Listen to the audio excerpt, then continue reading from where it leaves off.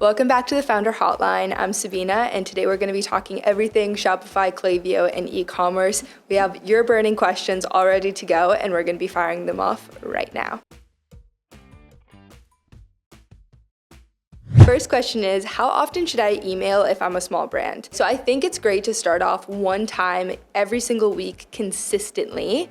Once you have a system down pat, you have templates ready to go, you're not reinventing the whole wheel, you're able to batch create your emails and then also batch stage them out, then I would say this is a good opportunity to test out 2 times a week. When it comes to your audience and what they want to see in their inbox, it depends on how engaged they are. So you want to segment your audience based off of how often they already are opening your emails. And if they're opening your emails a lot, then this is a customer that could potentially receive up to 3 emails per week because they're excited to open your emails and excited to see more about your brand. If they never click on anything and they never open your emails, and then this is one person that you could send 1 email per week to, and you can segment all of this out in Klaviyo. But when it comes to email marketing as a small brand, it really is so important that you have a foundation. With the Founder Vault, we have templates that are ready to go. All you have to do is change the images, change the text, and you are good to go. This is a time saver. So if you're somebody who's thinking, I don't know how I'm going to get the time in the week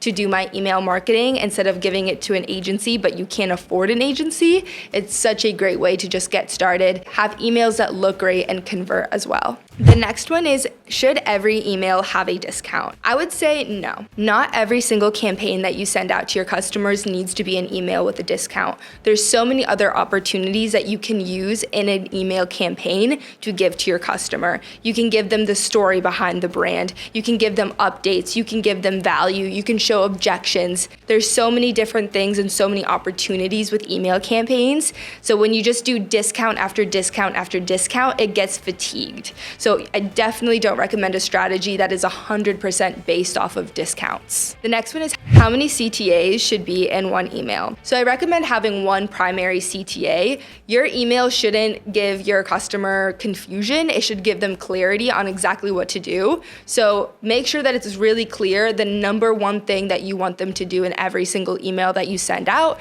So whether it's to shop, whether it's to learn more, whether it's to do this, very, very specific thing, whether it's to go to your Instagram and check this out, whatever it is, make sure it's so clear for them. So I would recommend one primary call to action. This question is from Jessica, and she said, what should my welcome flow include exactly? I'm just getting started and I'm really overwhelmed by email marketing. Hi Jessica, I would recommend doing 3 email flows to start. So you're gonna set these up and then have a time delay in between. For example, the first one should be, welcome to your brand, here's who you are, very short, and then maybe include your discount or incentive in that email. The second one should feature your best sellers and why they work and kind of show the value of the product. And then the last one should be proof and objections. So if people often have a few burning questions when you talk to them about your product, this is the best opportunity to answer them, clarify, and visually show, because people don't really read much anymore. So visually show how this works.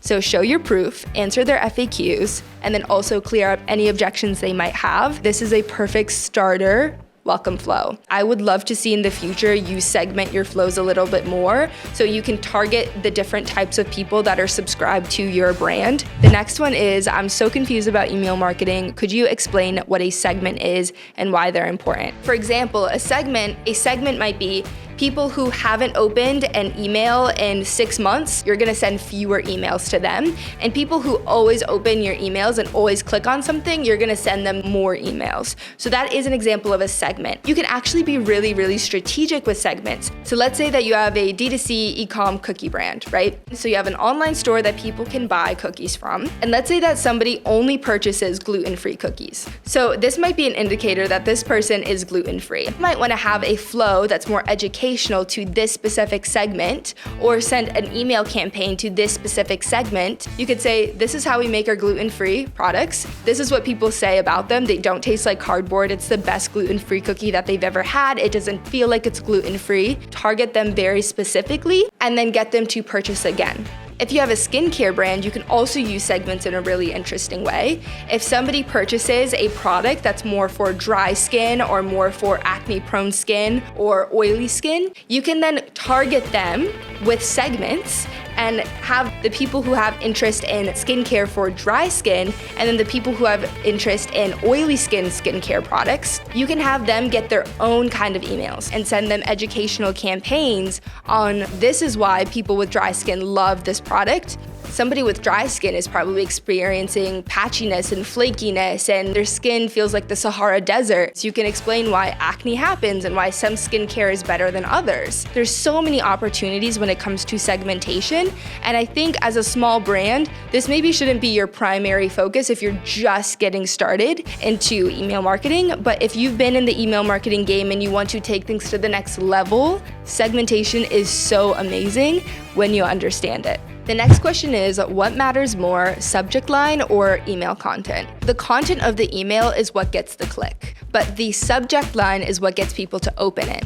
So if nobody's opening your email, you could have the greatest email, but nobody's opening it, so nobody's really going to click. If you have a great subject line that gets people to open your email, but your email's confusing, then it's almost counterproductive. When you're creating your email, I want you to think about the following things. What is the one thing that I would love my customer to do from this? How can I make this as easy as possible? So add call to action buttons, make the language and the copy very, very clear. Have the email not be too overwhelming, have too much going on. Sometimes I think simplicity is better. Simplicity, making sure there's enough spacing, and then also make sure that things are easy to read. Then, once you have the email designed and it's a great email, you can take it into Klaviyo and then think strategically about what would get people to open this.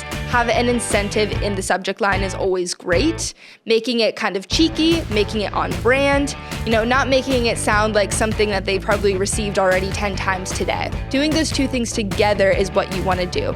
So it's not really about one is better than the other. You really need to make sure that you're doing both. It's just two puzzle pieces that need to work together to make a great email perform. So I just learned about the Founders Vault and I want to try the branded templates, but do they really help revenue? So my answer to this is yes, because consistency really matters when it comes to email marketing. So for example, if your process right now for email marketing is like every single week you're, designing an email and they kind of look different each time, and then you're testing out different fonts and none of the emails really look cohesive, and then you're also taking a lot of time to do this every single week and you're not batch creating, then already your system isn't working that well and it's resulting in emails that your customers are getting confused by. So consistency and visuals when it comes to email marketing is so important. In this email kit, you have 10 emails that you can change and use as many times as you'd like. So all you have to do to use one, change the images and then change the text and then export it into Klaviyo. It's as simple as that.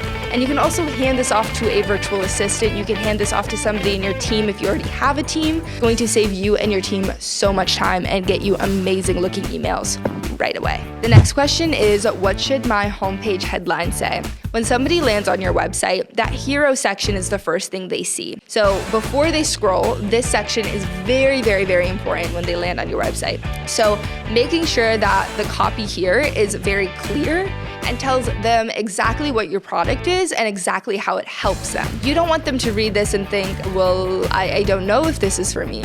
You want them to read this and think, oh, that's solving the exact problem that I have or I didn't even know that I had. So it's super, super important to get this right so then they continue the journey on your website.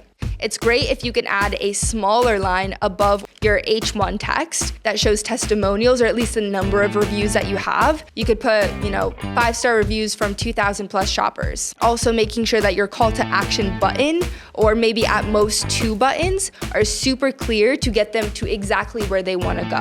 If you're a brand who only has one main hero product, I don't recommend taking them to the collection page. I would just recommend taking them directly to the product page. If you're a brand that has a lot of SKUs and a lot of different categories, taking them to a collection page that has different categories where they can easily shop and navigate to where they want to go. So it's super important that you get this section really clear for your website to convert. How do I know if my hero section is hurting conversion? So you can tell in a few different ways, the analytics in Shopify's admin section. So you can see how long somebody stays on your site, and then you can see how long somebody stays on certain parts of your site. They only stay on the landing page. Do they go to your product page? Do they even make it to the checkout? Somebody's only staying on your landing page for a few seconds, then it's probably a good indicator that your hero section is the problem. What I also recommend doing is to install a heat map to see exactly where people are even having their mouse hover and where they're looking at on a screen to even pinpoint that further. So maybe they're getting lost in the sauce with your navigation bar because you have too many options there and they're getting decision fatigue. Maybe you really didn't convince them. Maybe you didn't explain what the problem was or your solution is in that copy right there. So there's a few different ways, but I would just say if somebody is not spending a lot of time on your landing page at the very top, then it's a hero section problem. The next question is, what is the best order for product page sections? So I would recommend having at the top your benefits, your proof, and your call to action button. The middle section should be what it is, how it works, and what's included. The lower part should be comparisons, FAQs, deeper proof, and then at the very, very bottom, I usually like to have a bit where it reinforces the trust indicator. So if people got all the way down and they're like, feel good about this, you can hit them with oh, by the way, there's free shipping. Oh, by the way, there's free returns. So you can give them that information and then have them scroll right back to the top and click add to cart. The next one is, what does answer objections in the order that people feel them mean? So this one's a good question. I like it because it kind of goes into user behavior and the customer and how people shop online. When somebody is shopping with you, they don't experience their objections all at the same time. You want to structure your product page in a way that answers them at a specific time. You have your images here. It says the title of the product, what it is. So this is a section where you want to explain exactly what it is, how it helps them, and is it for them. So you can do things by have a very quick, this is the title of it, this is how it helps you. So you could say it's for people with acne prone skin, it's maybe for people who are dairy free, gluten free, whatever your product is. Make sure that you clarify who it's for. And then you can have your 5-star ratings, and if people click that, they go to the bottom. Once they scroll down to the middle of your product page, they're probably going to be thinking things like, how does this work? Is this even different? They're probably going to be thinking logistical questions like, how does this work? Is this for me? Is this different than everything else I've seen online? So this is where you want to answer that and answer those objections. Give them information that they can consume in a very visual way. So you can show them comparisons, you can show them a how it works section. There's a lot of different things that you can do and a lot of opportunity in this area. The last part of it is, they're almost convinced, they're almost there. So this is where you want to nail the sale. So you can do things like have testimonials and reviews. So show other people love it. This is where you're going to have your full review section. You're going to have your FAQs, anything that they're still maybe a little bit hesitant about. They're thinking at this stage, I'm excited about this, but what if I get it and I want to return it? Then this is where you want to put trust indicators like free returns, free shipping, money back guarantee, things that are going to make them feel really, really confident about just clicking add to cart. If you do this order, you are going to basically put down objections in the order that they're experiencing it. What is the biggest mistake that founders make on product pages? They string words together and they're like, oh, this sounds really, really professional and people are gonna love this, but in reality, nobody's feeling anything when they're reading that. For example, this brand put, experience the transformative power of our revolutionary serum, meticulously crafted with cutting-edge ingredients to unlock your skin's full potential. This is an example of copy where I think it's strung together and nobody's feeling anything when they're reading that. If I was going to rewrite this with clarity, I would do retinol serum that fades dark spots and smooths fine lines without the irritation. The reason why this works is people don't talk every day like marketing with each other. They talk in human voice and they listen in human voice. So you want to sound human and you want to make it super clear. When we work with founders to do their web design and their email marketing, we actually do the copywriting in-house, and we don't ask that you pay for an extra copywriter, and we don't add that on to the bill. So the reason why this is important is because I believe that copy can make or break a great website and a great email. The next question is, how many products should I show on a homepage? When somebody gets onto your landing page, I don't want you to dump all of your inventory on them. I want you to showcase your best sellers and then also showcase your categories. You can also do things like shop the look and have a lifestyle image and then also link to different products. You can have a UGC section and have the shop the product that somebody's using in the video. So there's ways that you can feature and showcase different products, but I wouldn't recommend dumping all of your inventory on your landing page because that's really counterproductive. I love this question because I get this question so often. What is the difference between a logo and a brand identity? A logo is either a logo mark or a word mark. So when I say a logo mark, I want you to think of the Nike swoosh. And when I say a word mark, I want you to think of the Disney logo. A full brand identity isn't just the logo, but it's also a variation of logos for different spaces. So your logo mark might be better for a favicon, and a word mark might be better for the top of an email or for your website, but it also has a color palette, it has typography, it might even have patterns that you can use. It makes it clear what color combinations you use together and which ones you don't. And why I think it's so important is because if I show you this color and I don't say the brand name, and I say, think of a streaming service, I bet that you thought of Netflix. And that is because they have a good brand identity. When I show you these two colors together and I say, think of a fast food chain, you're probably thinking of McDonald's. When founders really only prioritize having a logo mark, so they think that this logo mark is what's gonna take their brand to the next level versus a brand identity, it's really going to be holding them back in the long term. When founders come to work with us and they don't even have a brand identity yet, we actually won't work with them. And the reason why is because if you don't have a brand identity, we don't know what colors to put on your website. We don't know the typography that we should put on your website. And you're going to get a website and you're going to be like, well, this doesn't feel like my brand. And that's because we don't know what your brand looks like. If you're just getting started and you don't have the budget to work with an agency yet, what I recommend doing is getting a brand kit. You download this brand kit and instantly you have logo mark options, you have typography, you have color palettes, and you can tweak this and it's all print ready. And this is professional grade branding. And this is professional branding. This isn't just done in Canva. This is an Illustrator file that you're getting.